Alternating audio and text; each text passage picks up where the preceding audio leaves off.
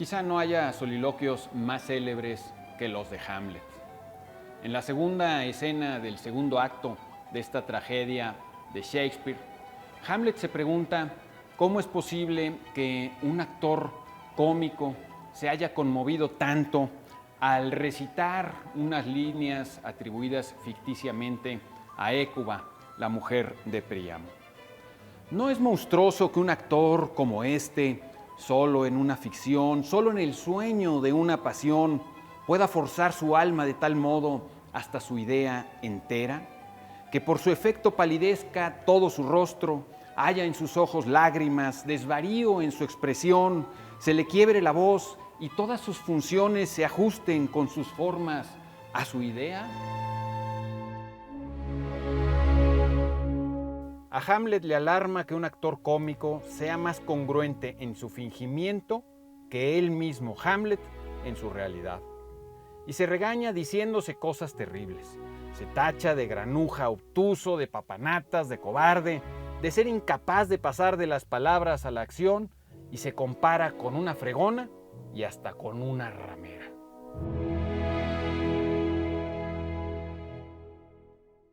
Pero entonces, en medio de esta diatriba interior, lo vemos resolver algo y trazar un plan.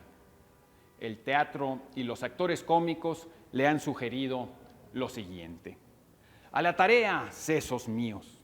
He escuchado decir que unos seres culpables que habían asistido a una comedia, gracias al artificio mismo de la escena, quedaron tan heridos hasta el alma que de inmediato proclamaron sus maldades. Porque el asesinato, aunque no tiene lengua, habrá de hablar gracias al más maravilloso órgano. Mandaré que estos comediantes ante mi tío representen una cosa que parezca algo así como el asesinato de mi padre. Observaré su aspecto, lo palparé en lo vivo. Con que tan solo se estremezca, sé lo que debo hacer. La comedia es el medio que me trazo para tender al alma del monarca un lazo.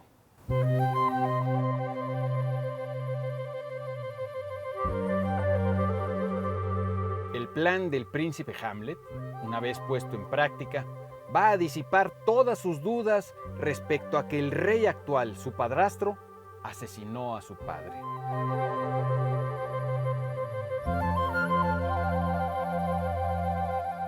Ya estamos muy acostumbrados a la convención literaria de que los personajes debaten en voz alta consigo mismos sus propios pensamientos. Pero en tiempos de Shakespeare este era un recurso fresco. Nunca antes se habían mostrado con tal claridad e intensidad las batallas interiores de la mente de las personas.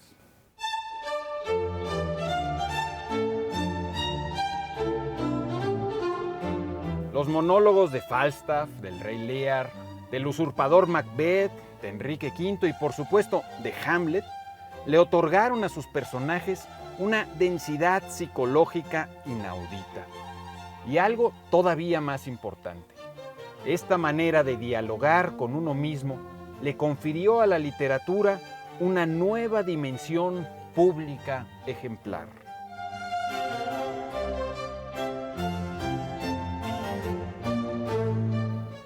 Así lo explica Harold Bloom en El Canon Occidental. Shakespeare aplicó a todos sus grandes personajes el efecto de ese escucharse casualmente a uno mismo, principalmente a su capacidad de cambio.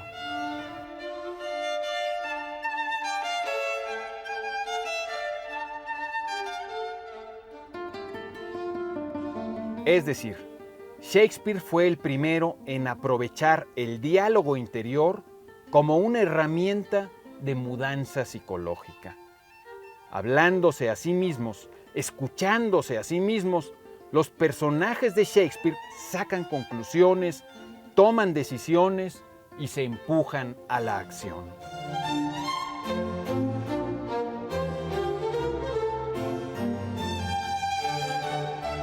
Vuelvo a Harold Bloom. Hoy en día todos vamos por ahí hablando solos sin parar, escuchando casualmente lo que decimos y a continuación reflexionando y actuando según lo que hemos aprendido. No se trata tanto del diálogo de la mente consigo misma, ni de un reflejo de la guerra civil de la psique, como de la reacción de la vida a aquello en que la literatura se ha convertido. Shakespeare, desde Falstaff en adelante, añade a la función de la escritura de imaginación, que era la de enseñarnos a hablar con los demás, la ahora dominante, aunque más melancólica, lección poética, la de cómo hablar con nosotros mismos.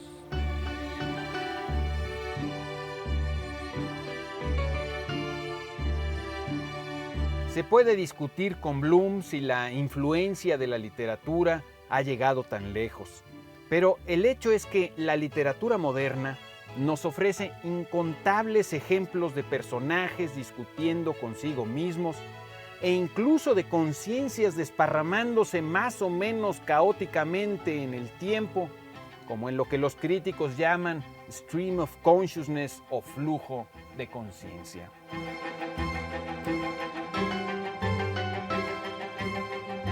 Creo, como Bloom, que esta es una lección poética de la literatura moderna, en el sentido etimológico que nos recuerda que la poiesis era una acción transformadora que viene del verbo polieu, que quería decir hacer. Lo verdaderamente poético es la unión entre el pensamiento, el tiempo y la acción. El diálogo interior nos transforma y en el sentido de hacernos modernos incluso puede decirse que nos crea. Estamos ya hechos de una conversación interior, es decir, de un teatro mental en el que somos simultáneamente las ocurrencias del dramaturgo, los actores y los personajes en escena y las atenuaciones, las exageraciones y las adaptaciones del director de escena.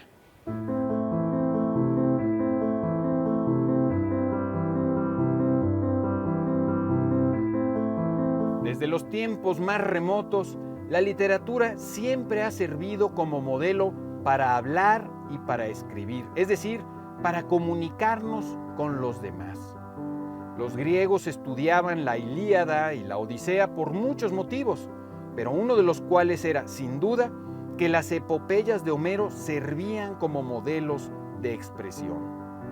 También en nuestros días sabemos que para hablar con elegancia, con precisión y con elocuencia, es necesario aprender de libros bien escritos.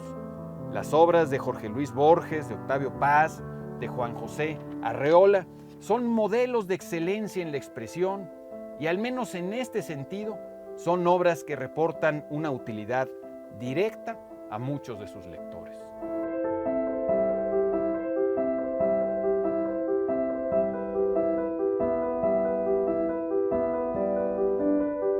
Pero Harold Bloom señala que a partir de Shakespeare, la literatura moderna ha adquirido otra función igualmente importante, la de enseñarnos a hablar con nosotros mismos. Los libros de James Joyce, de Virginia Woolf, de William Faulkner, de Luis Martín Santos, de Guillermo Cabrera Infante, de Vargas Llosa, suelen ofrecernos ejemplos notables de personajes que hablan consigo mismos, a veces durante páginas y páginas.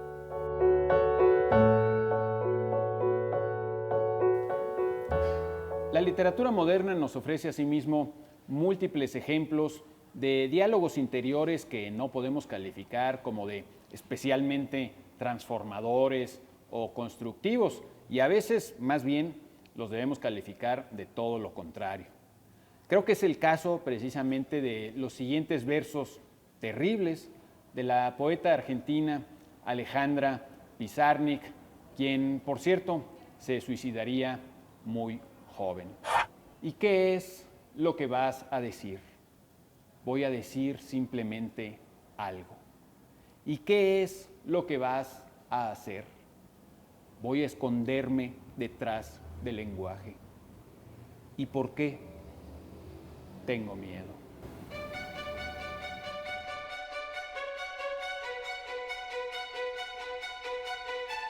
No olvidemos que la literatura no nos invita a seguir ejemplos tanto como a advertirlos. Podemos leer a Kafka para comprender una posibilidad terrible de la existencia, sin desearla en absoluto y conservando las ganas de vivir, el buen humor, la valentía y la esperanza. Todos los ejemplos de la mejor literatura no son útiles porque siempre será mejor que las virtudes no trabajen en un océano de ingenuidad donde naufragarían, sino en la tierra auténtica, con sus asperezas, sus inclemencias y sus picos, valles y depresiones.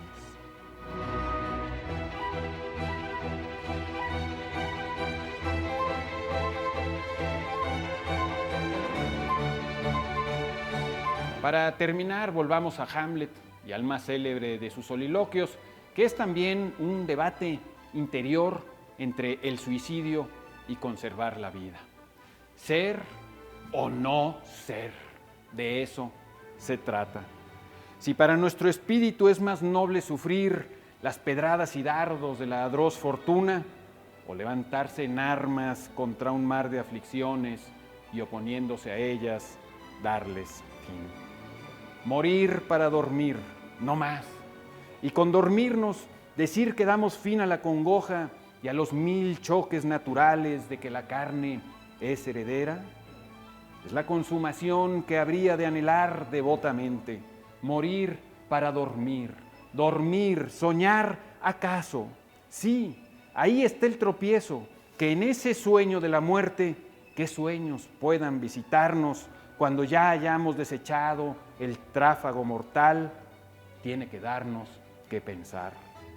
Esta es la reflexión que hace que la calamidad tenga tan larga vida, pues ¿quién soportaría los azotes y escarnios de los tiempos, el daño del tirano, el desprecio del fatuo, las angustias del amor despechado, las largas de la ley, la insolencia de aquel que posee el poder y las pullas que el mérito paciente recibe del indigno, cuando él mismo podría dirimir ese pleito con un simple punzón?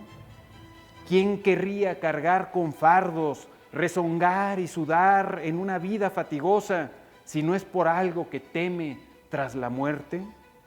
Esa región no descubierta, de cuyos límites ningún viajero retorna nunca, desconcierta nuestro albedrío y nos inclina a soportar los males que tenemos antes que abalanzarnos a otros que no sabemos. Soy Pablo Boullosa. Hemos hecho este programa a 400 años de la muerte de Shakespeare. Usted tiene la palabra.